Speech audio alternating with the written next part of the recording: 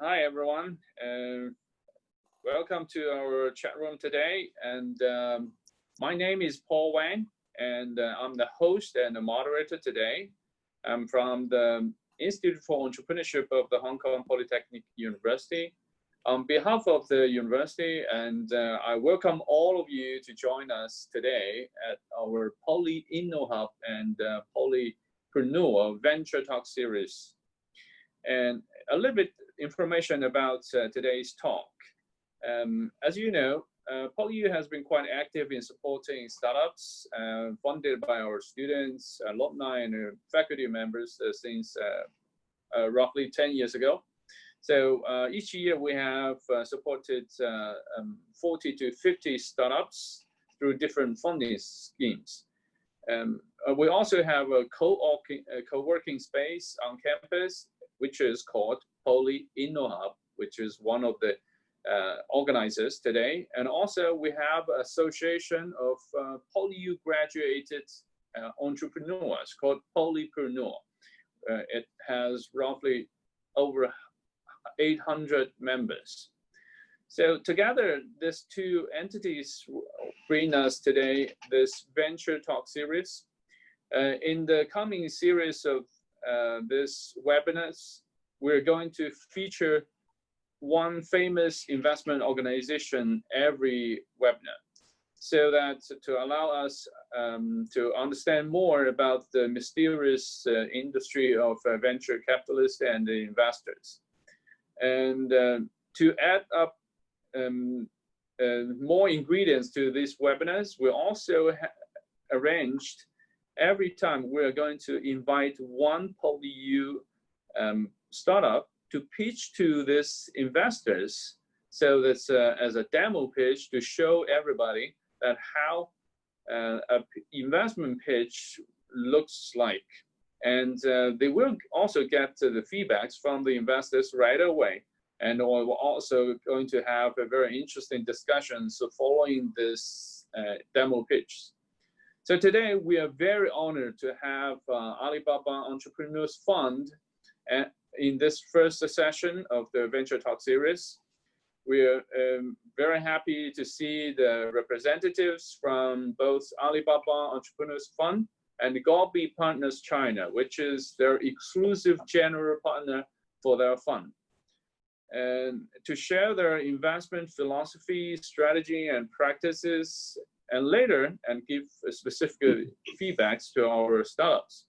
So I believe this session will be very interesting and quite helpful for those who will do fundraising in the near future. So allow me to take this opportunity to welcome and introduce our guest speakers today. Firstly is Mr. Teddy Lui, Operations Director of Alibaba Entrepreneurs Fund. And then Ms. Vicky Wong, Associate Program Director of Alibaba Entrepreneurs Fund. Ms. Grace Tan, Analyst of Alibaba Entrepreneurs Fund. And also Mr. Chipo Tam, Partner of Poly-preneurs China. And Ms. Scully Ho, Investment Manager of Poly-preneurs China. So to begin today's webinar, and here I'm going to present you the main course and Alibaba Entrepreneurs Fund. And we are going to have Mr. Teddy Lui to give us a brief introduction about their fund. But before we start that, I'm going to introduce Teddy Lui a little bit. He currently focuses on operating the investment program and build partnerships for the growth of the startup ecosystem in Hong Kong.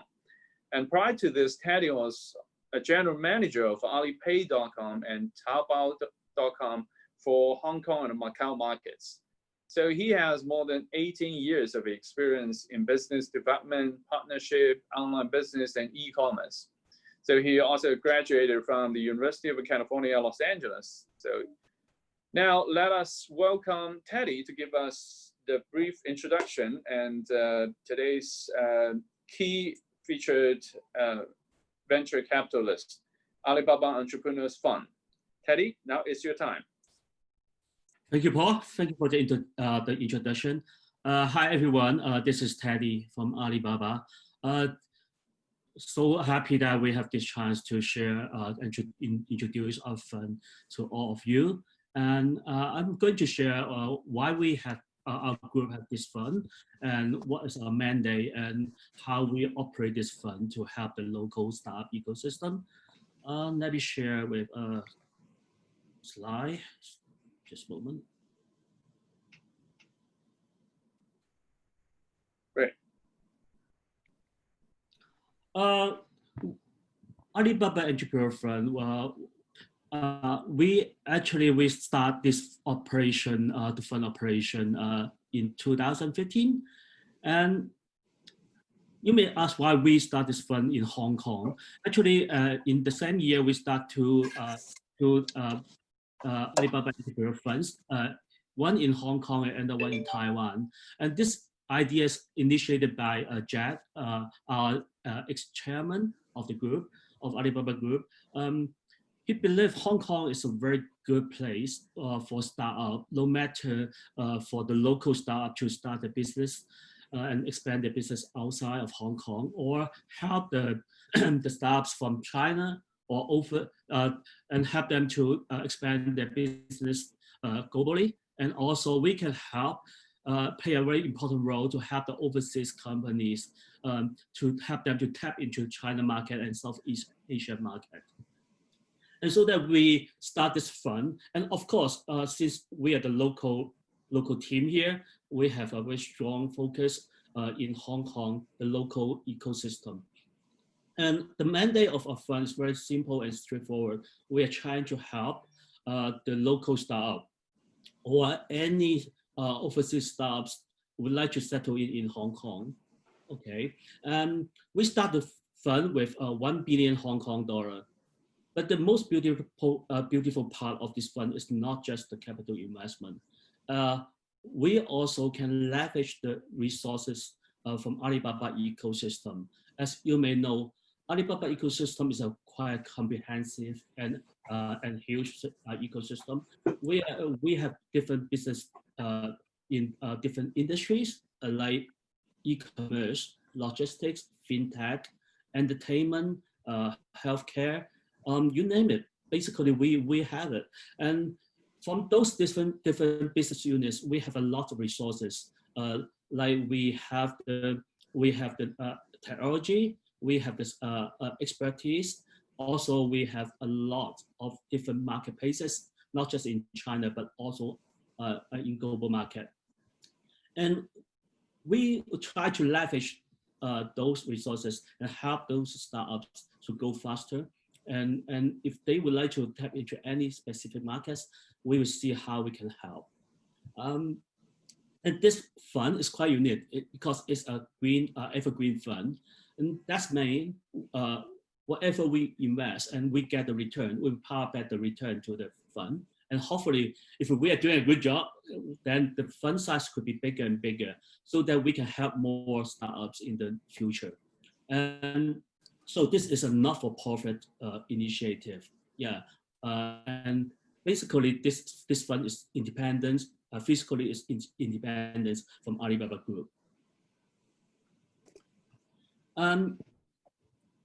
You may need to know how many startups we have invested in the past 4.5 years. And basically, we have 47 investment already. And as you may see, look at the screen, you will see we invest in different startups in different sectors. We are not trying to exclude any sector or any type of startups. But of course, with our we with stronger background from e-commerce, payment, and also logistics. As you will see, we invest like Equimon is quite famous fintech company in Hong Kong already, and also we invest in e-commerce, logistics, and even we invest in semiconductor companies. Yeah, and some of brands here you may be very familiar with, like GoGoVan. Yeah, And yeah, you can see everywhere in Hong Kong, right? We are one of their early investors a few years ago. And I think GoGoVan is one of the good examples that you can understand more how the fund to help those companies.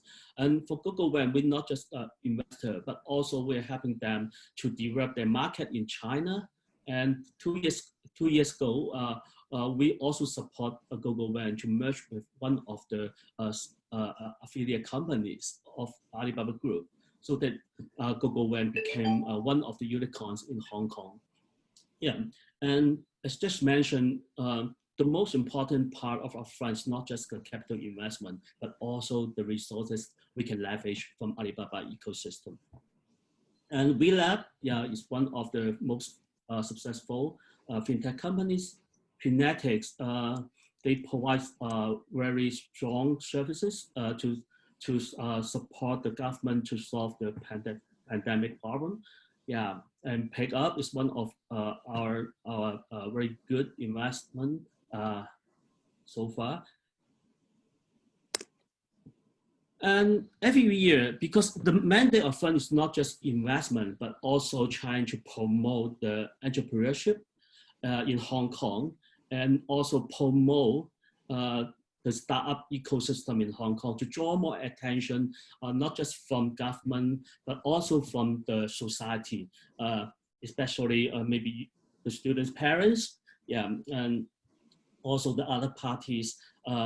If they understand more about the ecosystem, and they would know how to help and support this ecosystem to develop further. One of our mandate is Jumpstarter. Jumpstarter is one of our significant events of the fund in every year. It's a pitch competition. It's a global competition, but I would say it's also a platform because through this event, we gather investors, startup companies, and also some corporates to participate together so that they can mingle together and not just for leveraging, but at the same time, they were looking for potential investment, business opportunities, and there's a lot happening on this platform. And this year, we just start the application to accepting the applications a few weeks ago. Yeah, if you're interested, you can visit the website and know more details. I would say this is very good opportunities for any startup companies to connect with potential investors and get some more advice from those investors and also other experts in the industries. Yeah, and other initiative is Hong Kong AI Lab. We found this lab with SenseTime and also Hong Kong Science Park 2 years ago. And the mandate of this lab is helping those startup company with AI technology. If they are developing any AI-related solution or products, we can provide support to them. Again, if they are joining our program under this lab, we are going to provide the free GPU servers, the resources, and also they can access to the deep learning platform of Alibaba. And we have a lot of advices of this lab, from this lab. They can provide you a lot of advices. Also, we try to connect those startup companies with the corporates. Okay, since a lot of corporates have their idea to for all business needs related to AI technology, so that we're trying to help them to looking for the right solution for them. Okay, and those are business opportunities for the startup companies. Also, Venture Hours is a monthly event. We open some time slots online, and no matter what stage you are, if you would like to talk to us and share your idea with us, we are more than happy to give you the advice from investor perspective. Yeah. And also, I think all the company in Hong Kong, no matter startup companies or corporates, they also facing the problem is lack of talent. It's quite difficult. As I just, one example is AI. for those companies, if they would like to hire AI talents in Hong Kong, it's quite difficult. It's quite difficult. Some of them may move their development team to China or other countries in Asia.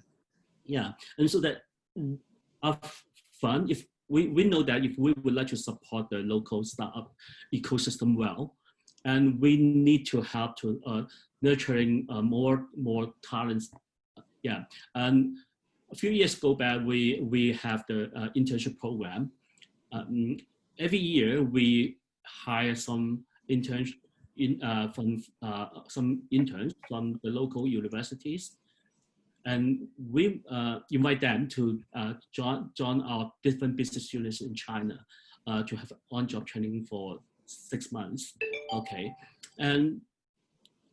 but we're also trying some new idea to work with different parties like PolyU to find different ways to help to find more talents in Hong Kong, and not just nurture the talents locally, but also we trying to attract the talents from China, from outside of Hong Kong, to join the ecosystem here. Basically, this is a brief introduction of Alibaba Entrepreneur Fund. If you have any questions, you can share your question with us in the Q&A session. Thank you. Thank you, Teddy. Definitely, we were going to have a lot of questions. And so for the audience, if you have any questions, please feel free to leave your questions at the chat area. So later on, towards the end of this session, we're going to have a Q&A session. So we'll pick out some questions to follow up with Teddy and the other guest speakers. So now here comes to the next session. And we actually, you guys can see that there are several young faces in our guest speakers panels. So we are going to have one brave PolyU startup to pitch to Alibaba Entrepreneurs Fund and the Golpi partners for their interest to invest, just like what exactly a startup is going to do in fundraising. So they are going to get questions from the panels, the guest speakers, and also we're going to have a good chance to observe and how this kind of a dialogue will happen. Now I'm going to introduce Mr. Kelvin Su, founder and director of InnoSpine Technology Limited. And hi, Kelvin. Hi. Okay. Now it is your time to do an investment pitch for 10 minutes. Are you ready? Okay, yeah. So. Okay, you may start now. Okay, thank you. So let me share the screen first. Okay, yeah. Hi, everyone. This is a team of VVoice Plus. VVoice Plus is the first project in the world that provides human visual assistance through app and smart glasses. Visual impairment brings a lot of inconvenience to elderly and visually impaired people. For example, they cannot see products and price tags clearly in the supermarket. Some of them have turned to online shopping in the hope of more convenience. However, they face the same problem when using a computer. We have developed an app which allows visually impaired users to send pictures to volunteers. Available volunteers can describe the picture by voice message or text. Some people might ask, why don't we simply use AI to solve the problem? Our answer is that AI is not universal in solving visual problems. Take this picture, for example. A human can easily identify the key information in the picture, while AI will just read out everything. And we will need to train the AI using many pictures with the same format for it to be able to extract key information in this particular format. And our reason is that human interaction is essential in solving complicated problems. Therefore, although our team started out using AI, later we have decided to choose human support to provide visual assistance. We have good coverage in Asia. Our users in Hong Kong and Taiwan make up about 70% of our total users. As we support English too, American and Filipino users make the third and fourth most users. There are many situations to support visually impaired users in their daily lives. For example, they send pictures of restaurant menus, common accessories, and customer information for volunteers to identify. We have already gained much positive feedback from users in Hong Kong, Taiwan, Europe, and North America. For example, a blind user in Taiwan used our app to complete a tax registration procedure. Besides the picture description, we are also developing real-time video call function. Visually impaired users can be connected with a volunteer real-time and scan the environment around them. The volunteer can give real-time support to the visually impaired user. Taking one step further, we are developing smart glasses. An elderly or visually impaired user can wear our smart glasses like normal glasses. And our backend staff can see things from the viewpoint of the user and provide instant support. In Hong Kong, I believe many of you have heard of a service called Care on Call service, 平安鐘, which provides emergency support. Comparatively, we would like to provide non-emergency support. In fact, there are many more non-emergency scenarios than emergencies. For example, looking for small accessories nearby or identifying the cost from price tags in supermarkets. There are many non-emergency user situations and therefore potentially a huge demand for this type of service. Compared to other alternatives, our smart glasses will allow users to capture image from a human eye perspective. The support is universal and interactive because we provide human support. We also provide better support in different languages. Around the world, there are more than 280 million visually impaired people. There are also many elderly people with weak vision. Therefore, the potential user base is huge. Our smart glasses will be charged on a monthly subscription basis. In Hong Kong, financially underprivileged people can apply for different subsidy programs from the government and charities, while the others can pay the full price. There are CSR departments in large companies looking for meaningful CSR projects for their employees. As a CSR project, we can provide workshops for people to experience the livelihoods of visually impaired people. Also, we can provide navigation in large shopping centers to improve shopping experience of elderly and visually impaired people. Another revenue stream will come from providing customer service for online shops. We know that online shopping is the future, but it is still not common among the elderly and the visually impaired. We can be the first one to provide instant video assistance to them. For our finance, within 3 years, our project can be self-supporting based on our own revenue streams. We will launch our smart glasses by the end of 2021 and expect to acquire 6% of our target user by 2024. We have two ways to promote VoicePlus, namely online and offline. For online promotion, we will use social media such as the visually impaired Facebook group to promote our project. Additionally, we can find influencers in the field of social innovation to promote our app. Our online method is to organize workshops. We have already collaborated with different NGOs to organize some workshops to guide people to use our app. To raise the awareness of the topic about our app, we will also use different media such as radio shows, TV shows, and also newspapers to spread our ideas. In addition, we participated in exhibitions and make speeches in seminars. About our team, I'm a chartered engineer and a former lecturer in HAU space. Dr. Low is an adjunct professor and has more than 25 years of experience in hardware design and commercialization.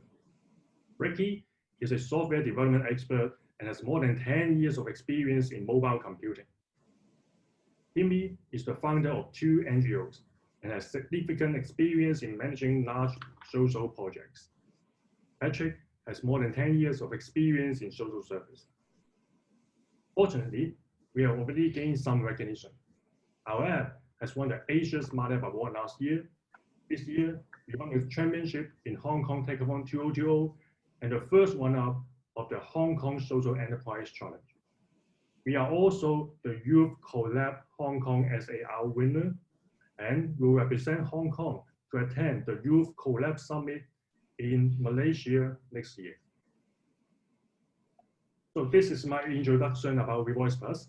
In summary, VoicePlus Plus is a project with strong social mission. It is self-sustainable, and more importantly, it is well loved by our users and recognized by the public. Thank you very much. Okay, thank you, Kevin, for your presentation. And now it's the time for the investors to ask questions. Teddy or Chibo, do you want to start?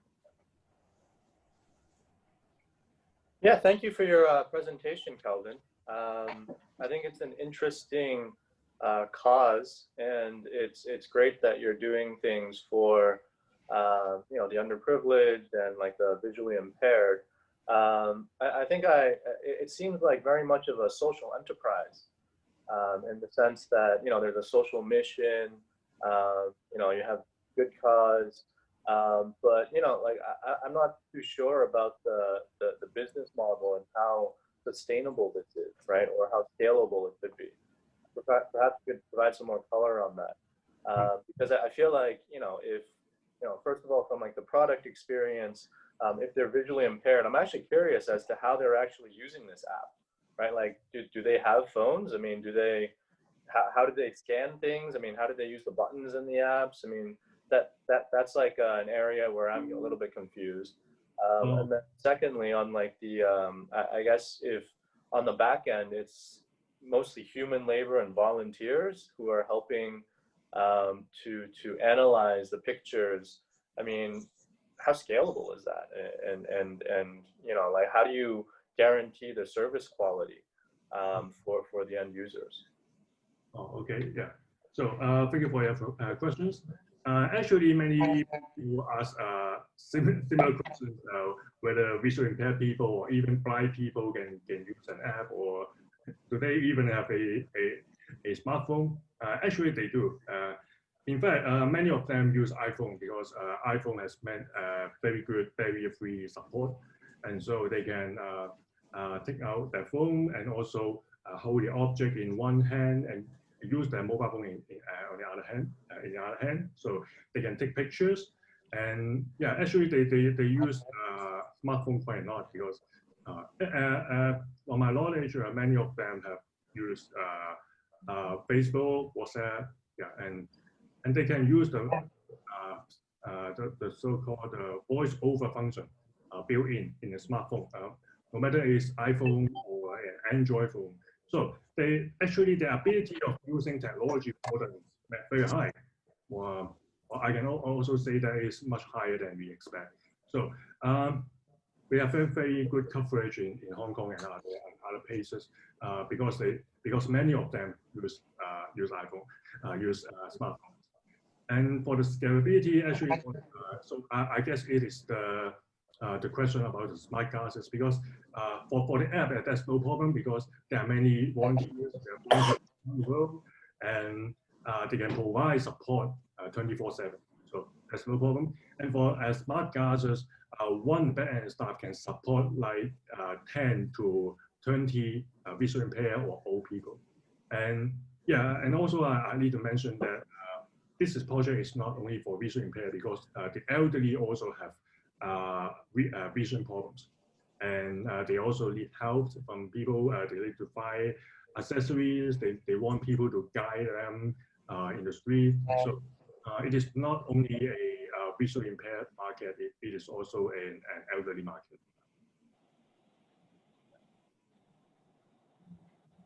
Yeah, and for the volunteers, actually we have the admin staff to support them. For example, if no people answer the call for too long, there will be an admin staff to handle it, yeah, to ensure the quality of the volunteers.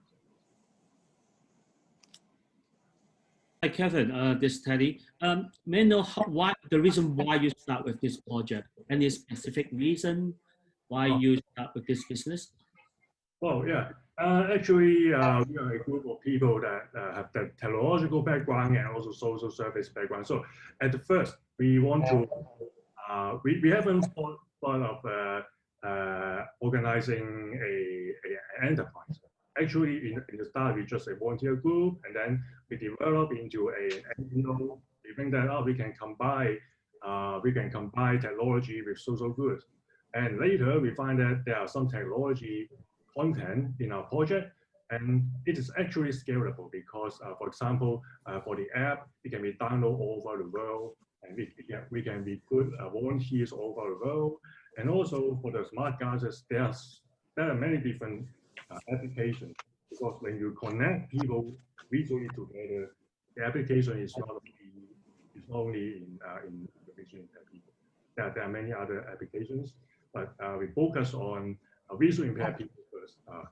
In fact, we have many visually impaired in our volunteer activity in the early days, and now we develop into an enterprise, and we first focus on visually impaired people and the elderly, and then the general public, because we think that there must be some starting point in our project, because you cannot.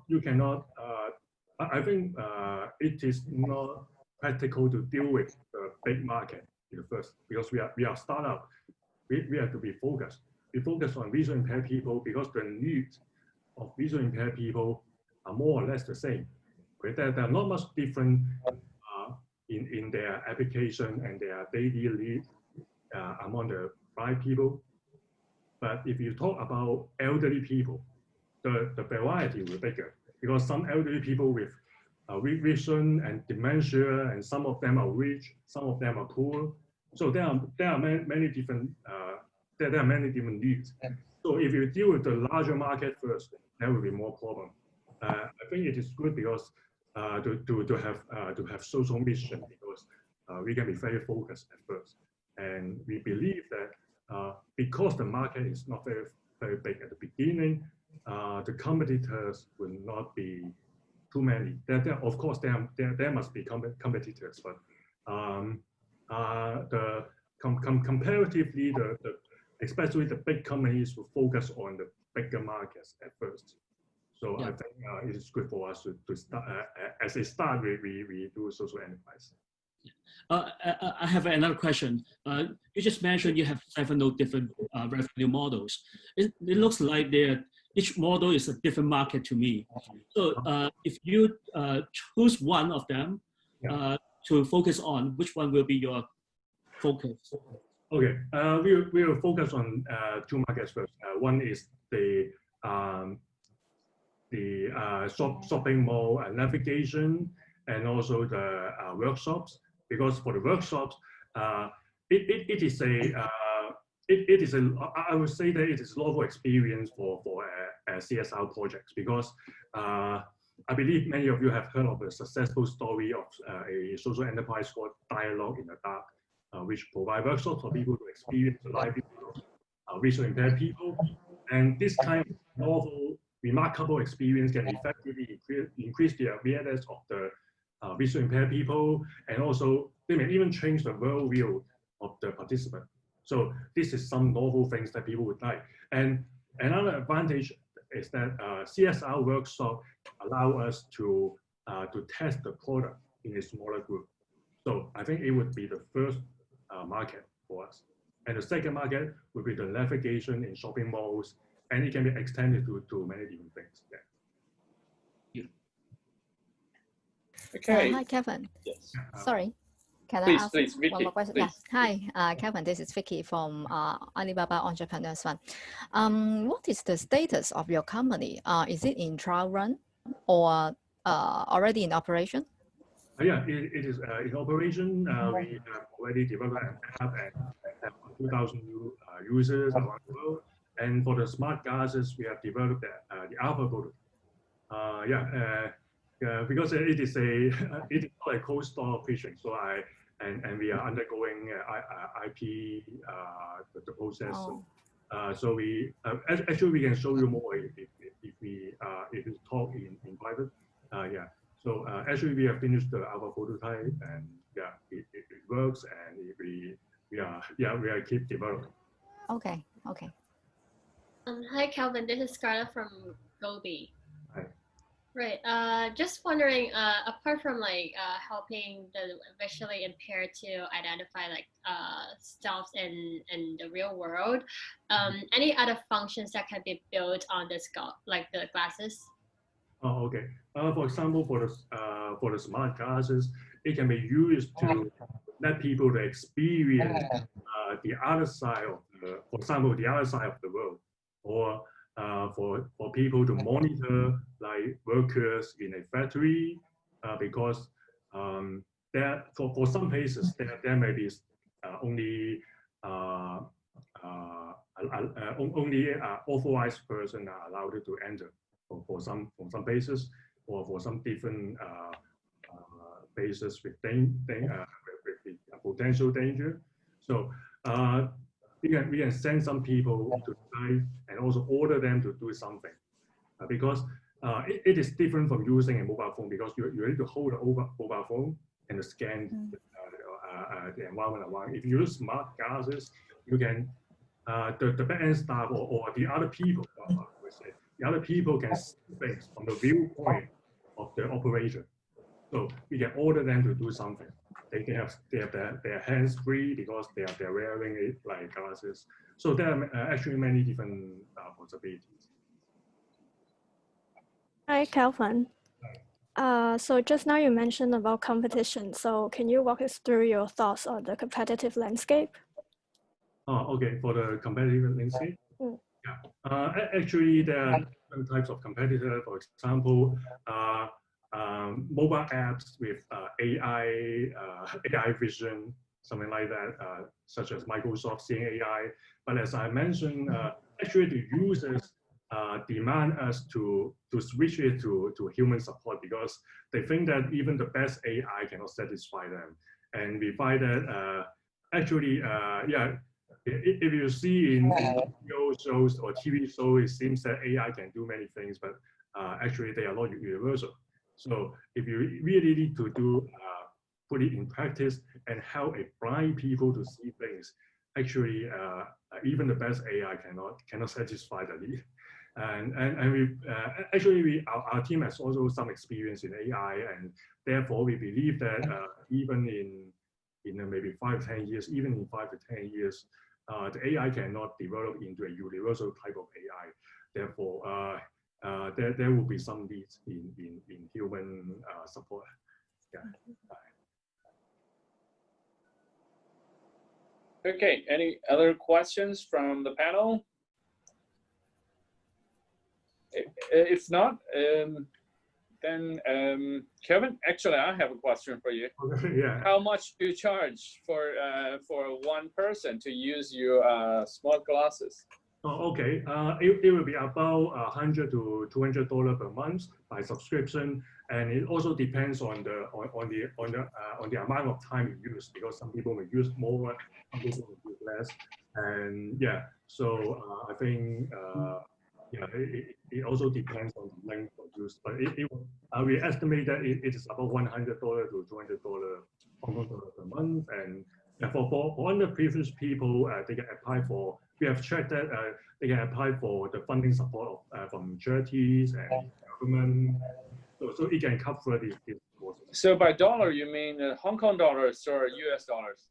Hong Kong dollars. Hong Kong dollars. Hong Kong dollars. Okay, that's affordable. Okay. So I'm worrying about you have somebody sitting behind you and doing all the talking. Yeah, that's right. That could be very expensive.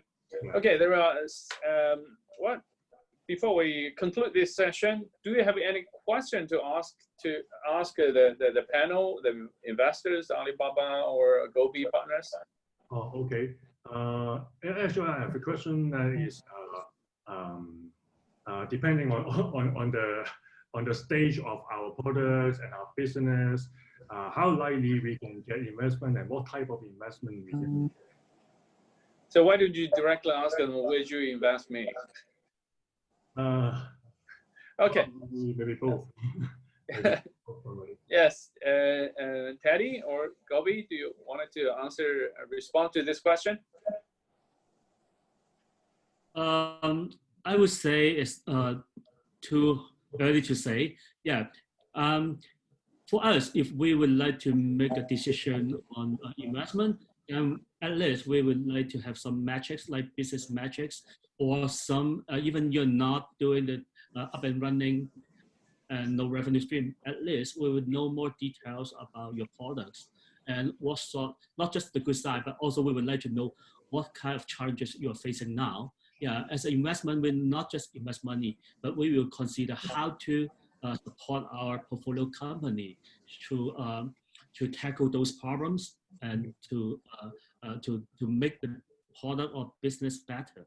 Yeah. So I would say we need more details on that. What's your thought, Chibo? Okay, thank you. Kelvin. Hi. This is Danny. I'm the partner of the Kelvin. So I'm the responsible for the technology and the system integration. So talk about the smart glass. Right now we are working on the alpha, the sample with the real-time, video capture to transmit the video signal to the back end, the agents to support, the user. And from our, the technology viewpoint, we need the more resources, to enhance the feature of your product. So, but as long as we already have the good platform and the good idea, we need the resources to grow for our technology team, to hire more, the software and also hardware engineer to enhance the feature and the of the product. So this is one of the reasons why we are looking for the capital investment from the the VC.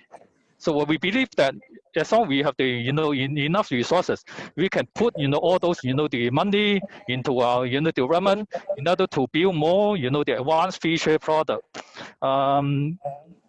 This is the reason why we're looking for VC, and also one of the mission is to provide the affordable the price of the product to the local user. To my understanding, there's a similar product the already launching in the United States, but they are very expensive. Talk about the smart glass is $2,000 per pieces. Our target is to develop the low-cost, affordable, smart glass for local user. Our budget expectation, our target is to develop the hardware within the couple $100. Let's talk about the only 10% of the the expensive product in the United States. That will help the local needy, and also the the poor, and the classes, to afford this kind of high technology product, to help the daily life. And this is a mission. Yeah, thank you, Danny. We will get your point. We'll get you eager to get some resources from the investors. Chibo, do you have any reply on the questions? Yeah, no, thank you, Danny, for the for the additional information. I mean, I think all of us could use some more money, right? I mean, but I think, I mean, in terms of like advice, and this is something that we tell a lot of early stage companies and different entrepreneurs. You really have to be very smart and targeted in terms of what kind of investors you guys are reaching out to and talking to. I feel like you guys are in like a social enterprise space. There are investors out there that look specifically at social enterprises, right? And so, if you go to traditional VCs that are more business model driven, that are more, that look more deeper at like competitive advantage and kind of how sustainable a business is and how it can potentially scale, I think you might have challenges.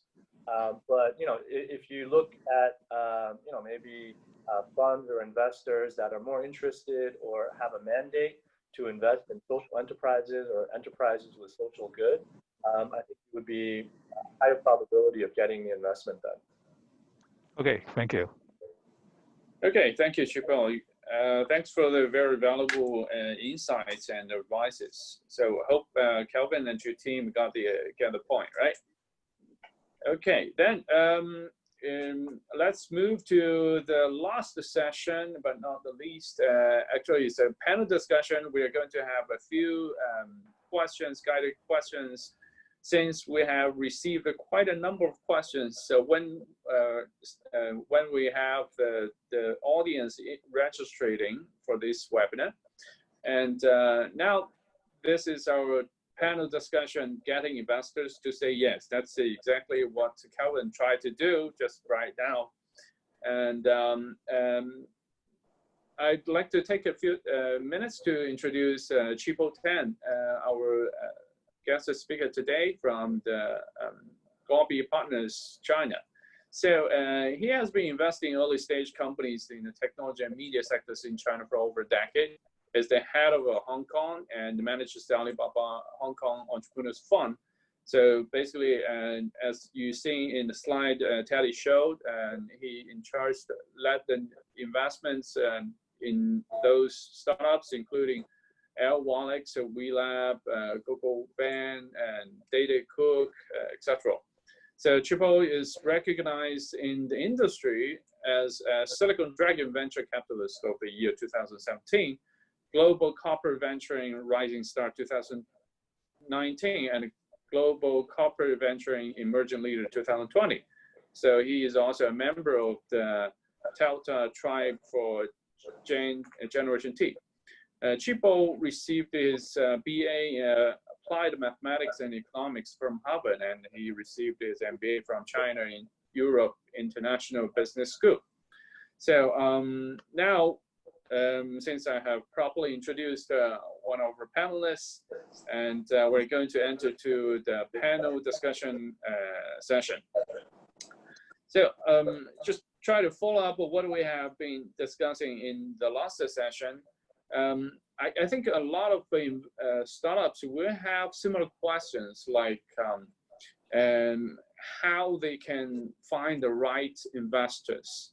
As Chipo has already pointed out, sometimes, you know, when we've seen quite a lot of early stage startups, they are quite lost when they try to do fundraising. They sort of cannot get a clue and how to get connected with the investors. So from the investor perspective, I'd like to ask questions to Teddy and Chipo. And usually, how do you get connected with those startups? In what occasions and the situations so you get connected and know them, and then you give them a chance of you know, elevator speech or investment pitch? Teddy? I would say there's many channels that we can find some deal flows. One of the channels that we pay regular visit to universities, like PolyU. Thank you. Yeah, there's a lot of, but most of them are quite early stage, and usually they have problem. I don't know how to commercialize the project, but some of them are very good technology talent of those founding teams. Yeah, and that's one. And the second thing is that we visit a lot of startup events.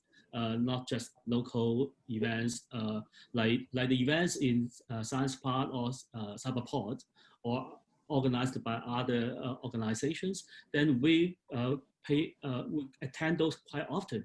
Yeah, and you never know what you're going to get. But advice for the startups, just try to attend more those events. You are not just looking for the investment, but also I think it's good for you to build up your network with those people, and not just ask them to give you the investment, but at the same time they can share a lot of advice and some good brilliant ideas with you. Yeah, and another one was for AF, we also have our official website. Anyone, anytime can submit their business plan with us. Yeah, and of course we put a lot of efforts to screening those submitted applications or business plans, and on and on. If we find some quality projects, then we will approach them proactively. Yeah. Okay, Chipo. Yeah, no, I mean, I think Teddy, you know, gave a good summary. I think for our part, you know, a lot of it is also through our own network. There are professional, you know, financial advisors out there as well that do help startups introduce to various investors.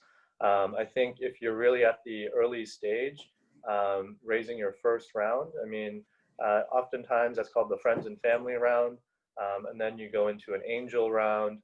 and then ultimately you get to an institutional round. But before the institutional round, I would definitely suggest startups to raise a few rounds already.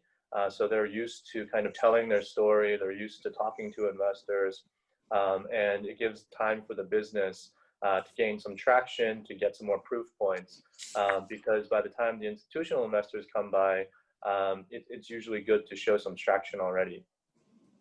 Okay, that's very, very valid and very good suggestion. I have to add on here. The Yeah, best please. way and the most effective way is join our competition, Jumpstarter, FEE. Yeah, also join. Yeah, join our competition as well. We're going to pipeline to to Teddy and Thank you. people. So, well, I think that's a very valid advices. Probably we can, but let me dig in a little bit on this question. So, usually from which channel?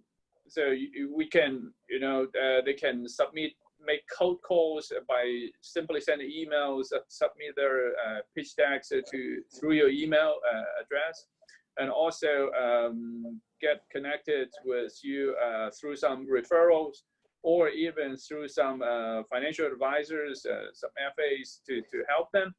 So which channel will have a better chance or slightly better chance? Well, definitely the referrals, right? If you're referred by like a trusted party or like another investor in the ecosystem, I mean, generally speaking, we would definitely take a closer look at that, especially if that investor is quite reputable or has a good relationship. I mean, like if you're cold adding on LinkedIn, I mean, that works as well sometimes. And entrepreneurs should, make sure that they have thick skin, so to speak, and try all the different ways to get in touch with a fund that they're interested in working with. Like the website and the cold emails, I mean, those work as well, but, definitely lower probability of getting a meeting, right? Yeah, great. And I would also say get more exposure for those staff. If you get more exposure, and because day by day, all investors are looking for deal flows. Yeah, just like staff looking for investments, right? And if you get more exposure, and you never know what sort, because different investment teams have different mandates. They're looking for different deal flows. Yeah, so get more exposure, and if you have great potential projects, a lot of investors will come to you. Yeah.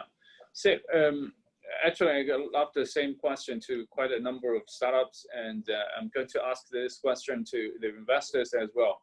So out of how many investment pitches you were eventually investing in one startup? Do you have a roughly the ratio? I would say it's not a very encouraging figure. And for your information, we have over 7,000 business plans that we received in the past 4.5 years. And so far, we invest in nearly 30. Yeah. So that's 30 out of 7,000? Yes. Yeah, that is the figure. Yeah. Okay. Yeah. Chipo, do you have a similar figure or even larger? Yeah, no, I mean, just in terms of like the overall pool of deals that we get, I mean, we get a lot of deals. So the number of deals that we follow up on, and then ultimately the number of deals that we end up investing in is quite small. So which is larger than 30 out of 7,000, right? No, I mean, it's generally like you don't want to be in that pool though, right? I mean, you want to be in that tighter circle that within that network of, trusted, reliable deal flow. Okay, right. So the tip here, that's the true moment of truth, and the golden tip here is that you need to get into that referral network first. Okay, that gives you a better chance.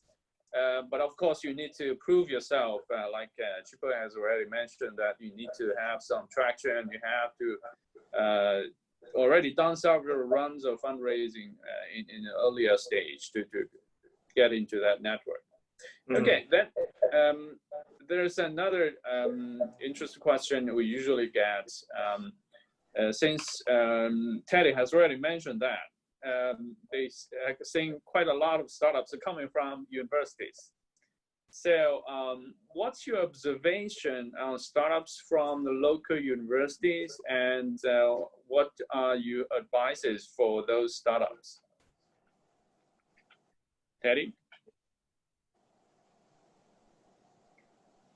Hello, Teddy? I think Teddy may be frozen. Yeah. So he has that, you know, that screen. Okay, so probably Chipo can give us, share with us some tips or advices for the startups from universities, especially with some faculty involvement, those professors, researchers. Right. Yeah, no, we see quite a few deals in that category.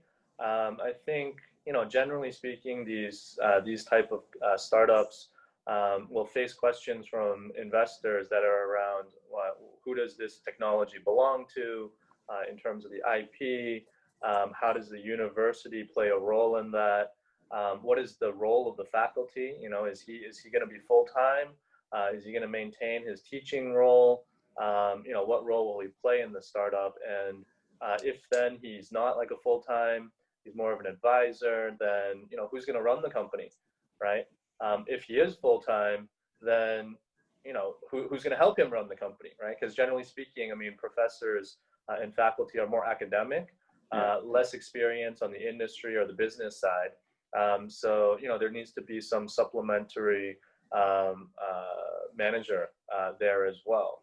And so, you know, those are some of the common questions that we see that involve faculty at universities. Teddy's back.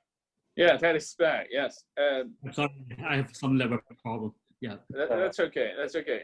Have you got my question a few seconds ago? Please, repeat the question, please. Okay, yes. Since you have already mentioned that you have seen quite some startups from universities and they're very early stage, I'm asking if you have any particular observation or advices for those startups from universities, especially those with faculty members involved or university IP involved. Yeah, I would say usually for those projects,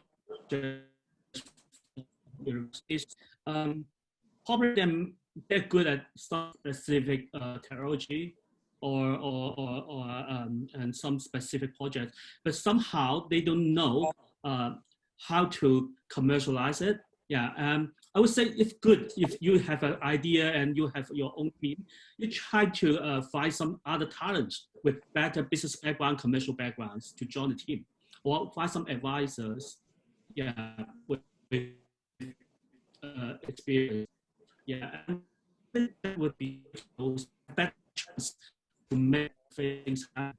Yeah, and also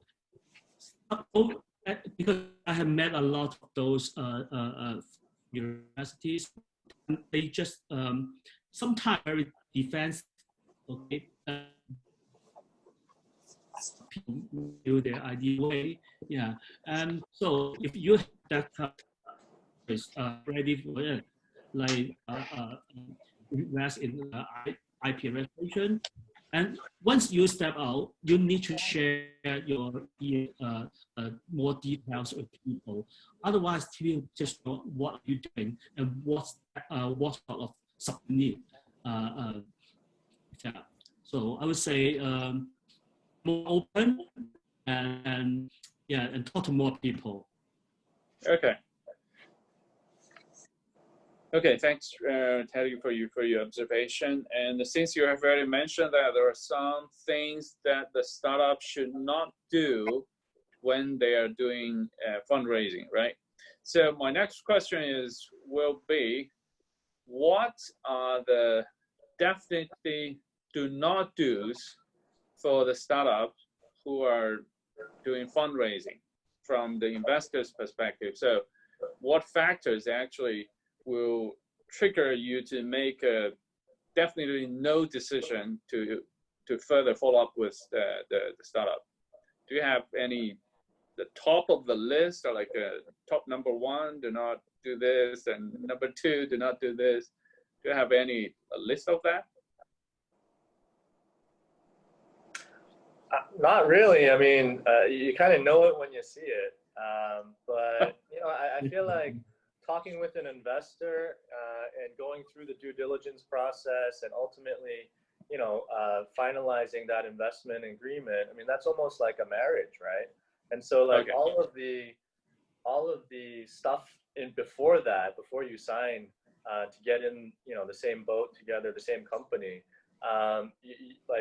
All the things you wouldn't do like in a relationship, you don't want to do like with your potential investor, right? Like, I don't know, don't lie, right? I mean, don't like, you know, talk to other investors, maybe. I don't know, right? Okay, I mean, like, that's a very good line. That's a very good metaphor. That's yeah, it's like a relationship. So that's much easier for the startups to remember. You know, do not do anything that you do not want to do with your boyfriend or girlfriend, and then okay, that's the rule. Yeah, future potential wife or husband, right? I mean, I feel like, look, I mean, these relationships are very long term, right?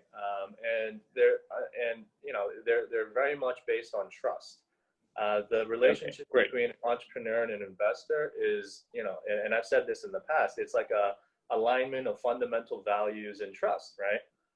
And so, like, if you guys believe in like the same mission, if you guys are just trying to solve the same problem, if you guys have like, you know, underlying trust that's very strong, then, you know, because like after the investment, the investment is just the beginning, right? After the investment, your startup is just at a new stage, and there's like a long journey ahead. There's going to be ups, there's going to be downs, and that relationship between the entrepreneur and the investor has to stay strong through all of that. The investor is here to support you, right? And so you guys need to make sure that you guys are, you know, almost like that marriage type of metaphor, right? Yeah, that's great. So Teddy, anything to add? I totally agree with Chibo. But if two things I will focus on. Actually, every time when we talk to those funding teams, talking about the potential investment, I look into their eyes. I find two things. The first thing is passion. Yeah, if they lack of passion, they don't enjoy doing that, I think I'm not going to invest. Yeah, I will step back. Okay. And the second thing is equity. Some of them may think that it's easy to fake people, but you can imagine Chibo and I, Skylar, Grace, we have encountered thousands and thousands startup companies already. Yeah, and somehow we know what they think. Yeah. Okay. So I think say passion and integrity is most important. Okay, great. That sounds like a bottom line. Hey, we are the professional daters, right? Do not try to play tricks with us, right? All right. Anything? I don't think, Teddy, you haven't looked in my eyes like that. Wow. Okay. Yeah. This time we'll look into your eyes. Yeah, we could. Any other comments or advices from the other guest speakers today? Anything add to for those startups who want to do fundraising? So any tips or advices?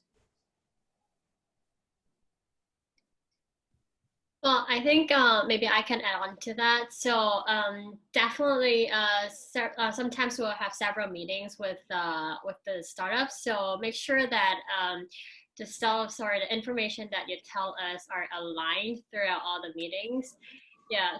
So and also when we go on to like demo or like trials, it needs to fit with the information or the data that you provided us before. And then another thing that we that maybe I looked at a lot is the market size.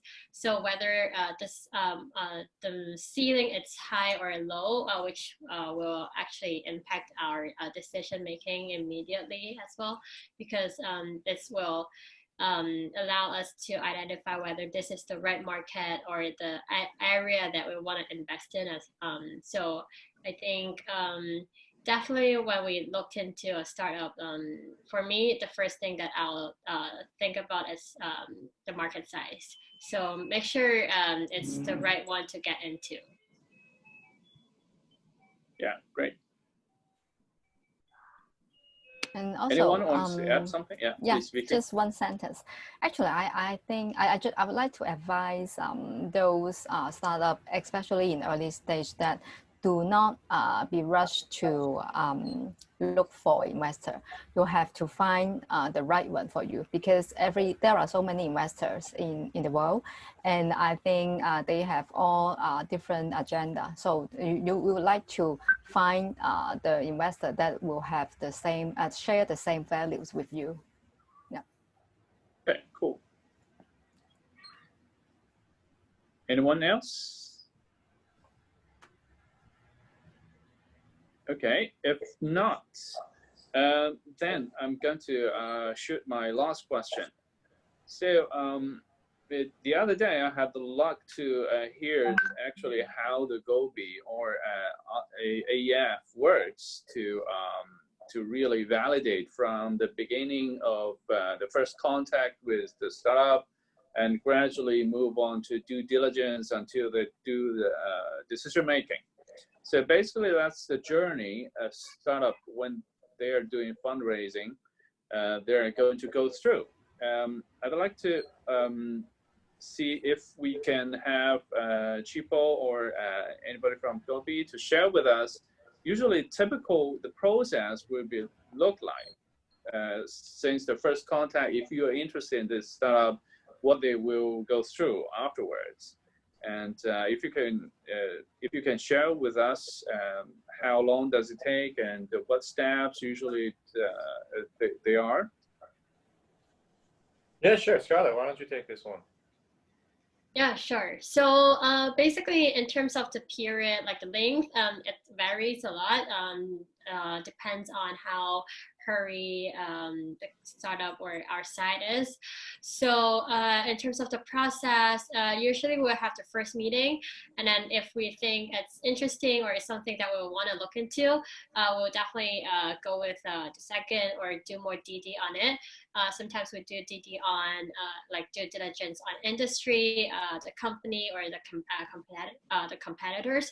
So all around the scope. And then if we still think it's a good investment or a good startup to invest in, we'll probably send them a term sheet with all the terms, including the valuation, the amount that we want to invest in, and then maybe in this area we'll pull in some co-investors as well to support the company. And then after that, we'll do a more thorough DD, maybe involving like financial DD and legal DD.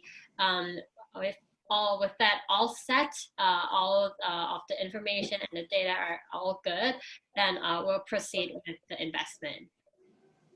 So basically, the process is it's simple. So basically, this whole process is like that. So how long does it take usually, or a typical process takes several months, or? Well, it varies a lot. Sometimes like 1 to 2 months, sometimes even longer. Because when it takes longer, it's usually because we think the product is not so ready, or want to take a deeper look to test out the product in the market, do some market validation, so that we have a better sense of the product. So that might take up to like half a year or even a year. So sometimes when we have our first initial conversation with a startup, we might not think it's the right one to invest, or it fits our appetite, but maybe but we will follow up with them or keep track on them. So maybe after a quarter or half a year, or maybe more than a year, we'll maybe follow up with them or give them a second visit, and it might change the whole entire process, because startup maybe 1 or 2 years later, they have a different total business model, they have a different product, or they revise their whole direction a lot, then it might fit our appetite at the end. Okay, great. That's very valuable information for quite a number of startups. Mhm. And I think that concludes our panel discussion session. And I've already seen quite a number of questions popped up in our chat room. Can anybody see that? I'm going to probably, with the next 15 or 20 minutes, so we're going to pick some of the questions. So I think this question is quite typical, and it's worth our time. So Kelly Young asked, what are the top 3 traits you're looking for in a startup? Is that a scalability, sustainability, and the team? What would you name for the first 3 traits? Teddy or Chipo, do you want to answer this question? I think the first thing is the innovation. Okay, as from AEF, the innovation is the most important part. So we look into if your project is groundbreaking and some new technology. This is the first thing. The second thing I would say is the potential, the market value, the value proposition, and the market value of the project. We will see the potential, how big it can be. Okay, it is a scalable project. Okay, and the third thing is the team, the combination, the founding team, the core management team. And if they know what they're doing, if they then they know what they're going to develop their products, which market they should focus on. And I think the team is the key of everything, because no matter how good is the idea, it's all about execution. And the one who execute the plan is the team. Yeah, so I would say this thing is the most important factors we will consider. Okay, great. Chipo? Yeah, no, I agree with that. I think I would just increase the emphasis on the team, because at the early stage, I mean, that's really the most important. And one of Gobi's mottos is, we invest in people, because the market will change, business models change all the time, and we just need to find people that are, deep experts in their domain, can adapt very quickly to different changes in the environment, and are open-minded, right? Those who can take feedback from investors, from their team, from even competitors, right? See how they can roll with the punches, so to speak. Okay, great. Yeah, here comes the other question. Probably that's quite an interesting one. So for Teddy and Chipo, has your firm invested in a startup after the start of COVID-19? And if so, did you have any face-to-face interaction with the funders or co-funders? I think that question is going to target whether the eye contact part, right? Or interaction done by via Zoom or WhatsApp, etc. So, Teddy, do you want to take this one? Yeah, basically, we don't slow down when we're not slowing down during the pandemic. We are still looking for deal flows, and people. It's quite amazing the number of the business plans submitted to us, even more in the past months. Yeah, and I think yeah, it's getting difficult to start business nowadays or in the coming few months. But I think it's also an opportunities, especially for those young companies. Yeah, the world changed, the market's changed, the environment's changed. There's a lot unforeseeable opportunities there, and so we can Zoom, we can think talk, we can do whatever, and I can still look into their eyes through the Zoom. Yeah. Yes, Chibo, have you invested in anything recently? Yeah, I mean, like we continue to be active in the market. We've invested in three deals already this year, and 2 more I think will be through AI Lab. We're still in active discussions with a few more in our pipeline. So yeah, I mean, I think we continue to invest post-COVID. Yeah, cool. Okay, I think that that's a good sign. At least the COVID that doesn't stop us from doing fundraising or investing. And here's another question. I think that it's quite relevant to what our demo pitch is about. So it's for startups that are driven by social mission. How do investors balance between the values provided and the business model? So I think Chipo can probably provide us with some tips on this. Right. It really comes down to the mandate of the fund, right?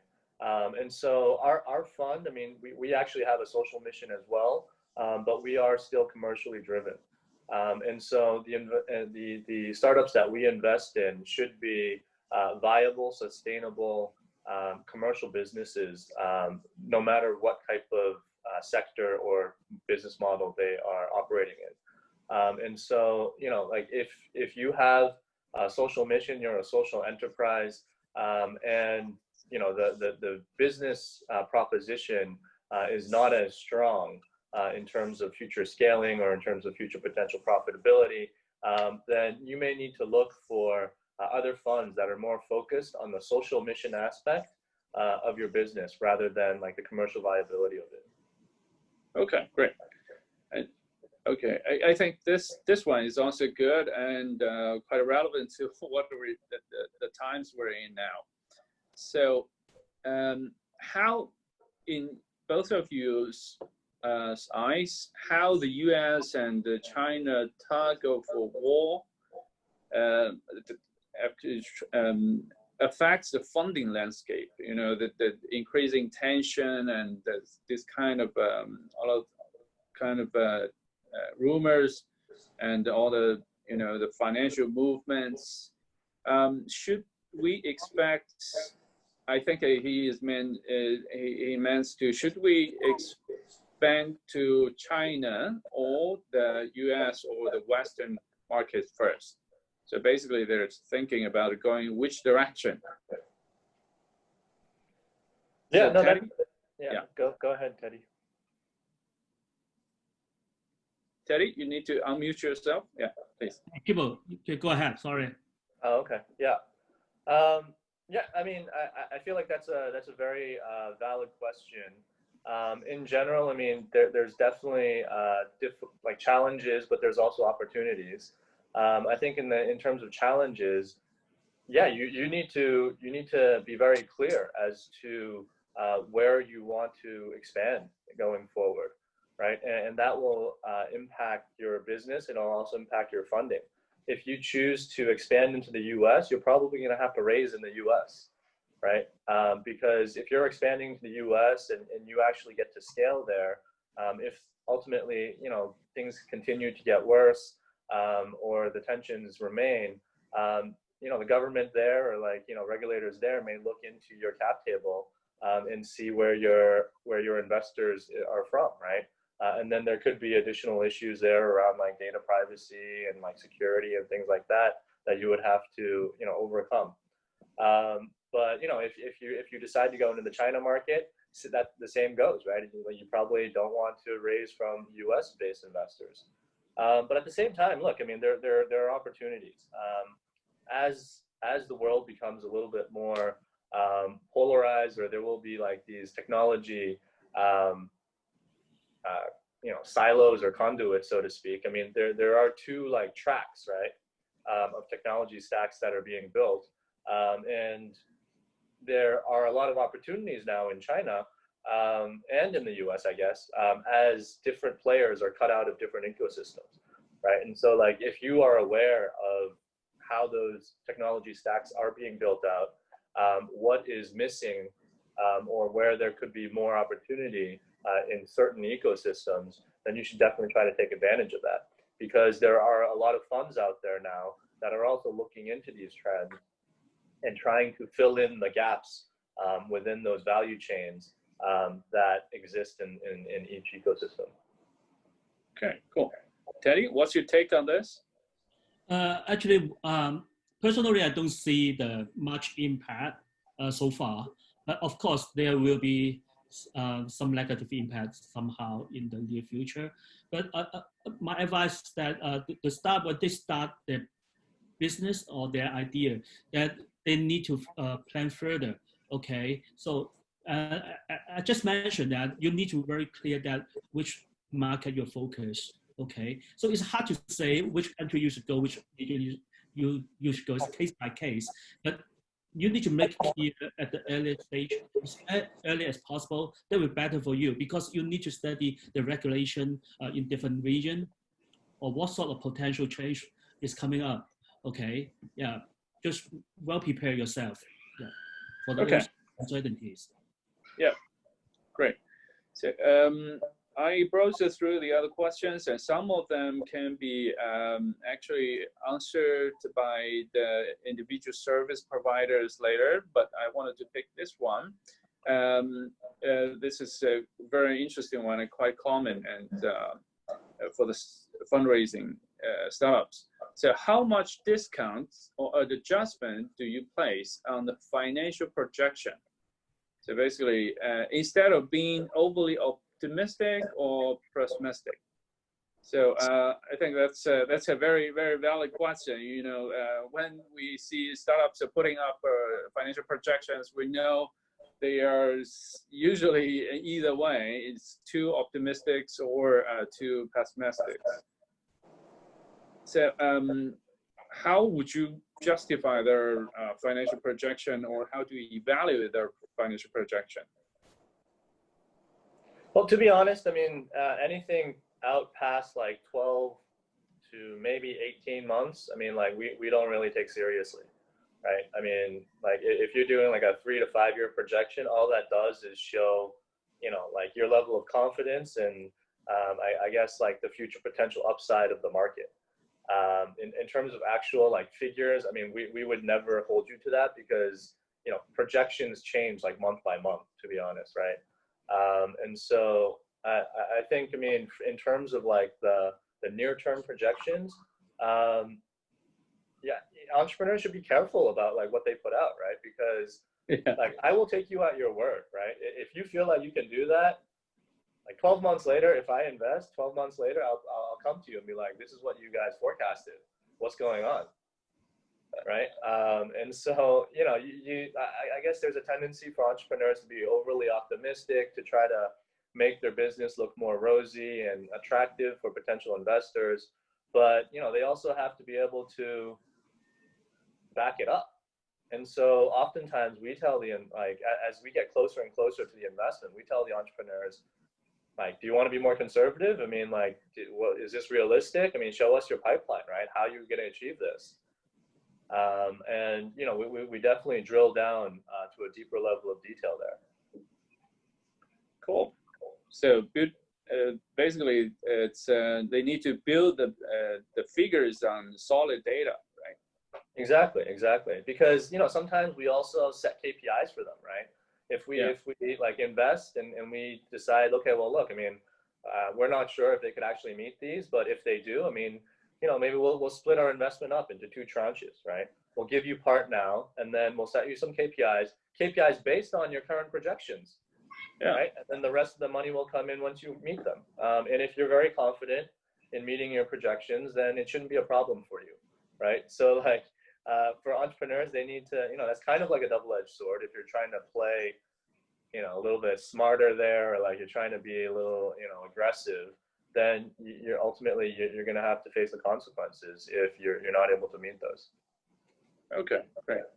So since we have only 5 minutes left for our session, I'd only be able to pick a few more questions. And for some questions, I would like to answer here pretty quickly. So somebody asked, is there any expectation or profit from the investors? Yes, definitely yes.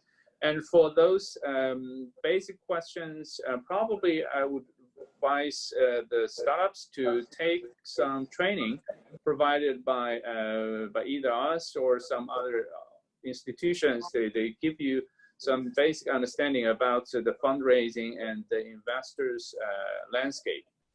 And some some audience also ask about what's the combination of the startups will be of the optimal combination, especially I think he means the team. So do you have any ideal combination of the startup team that you would be very interested in investing? Chipo or Teddy? I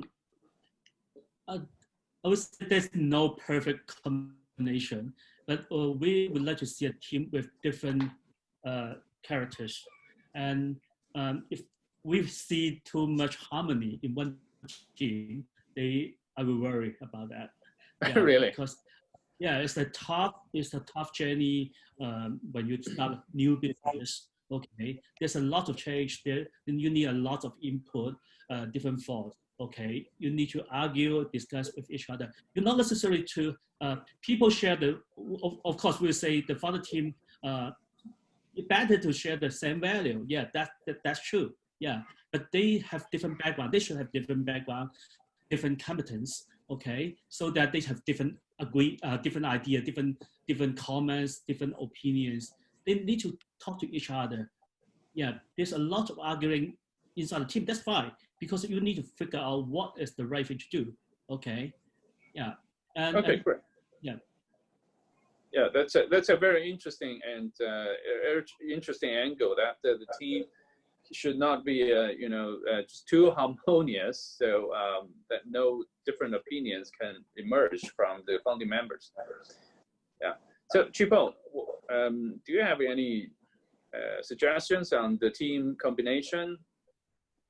Not really, man. I think Teddy, had good points, and it's really just about finding the right balance for each startup, right?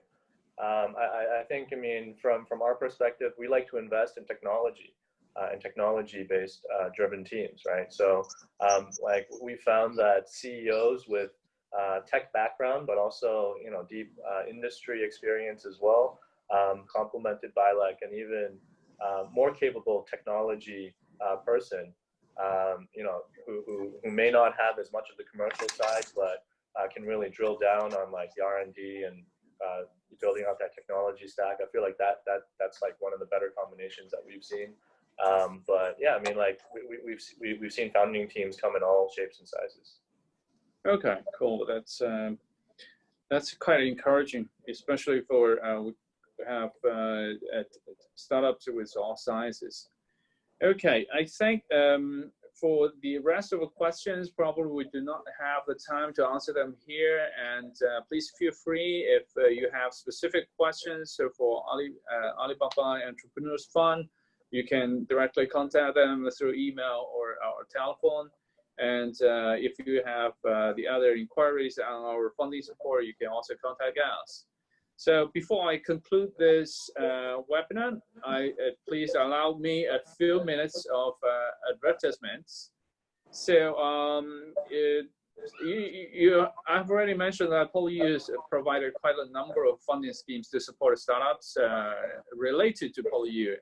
As you already noticed that the WeVoice team is already funded by PolyU through one of the funding schemes called PolyU Micro Fund. They're our latest batch of fund awardees. So since 2011, we have supported over 270 startups, and we are increasing that number by 40 to 50 each year.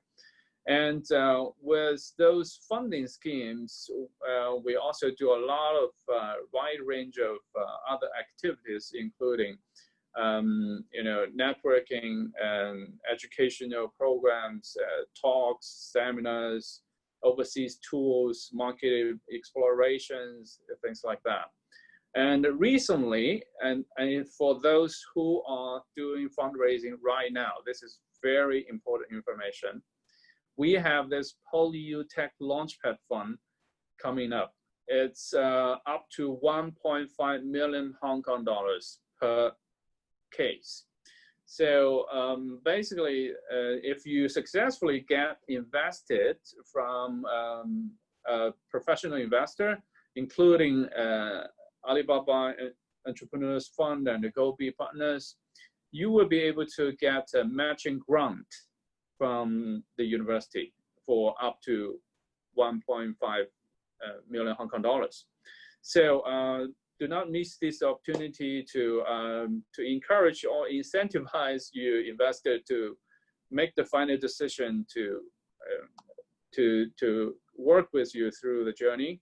And here we are going to have an online briefing session on August 27th. So on your screen, you should be able to scan the QR code and just register there to understand more details. And if you have any questions, please feel free to contact us. We have our telephones and email addresses, WeChat numbers here. So please feel free to let us know if we can help in whatever ways. And before we close this sessions, now in your screen, you should be able to see online survey and to collect your feedbacks. And it only takes you about 2 seconds. Please leave your message and give us feedback. And thank you all for joining us today. And keep tuned because our series of venture talk will coming pretty soon again, and towards the end of October.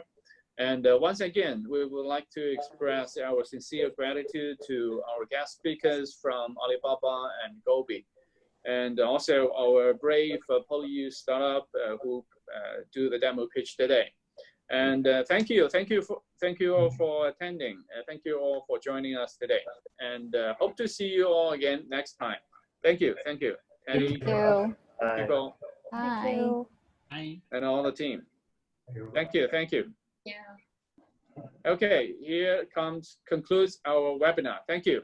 Bye-bye. Bye.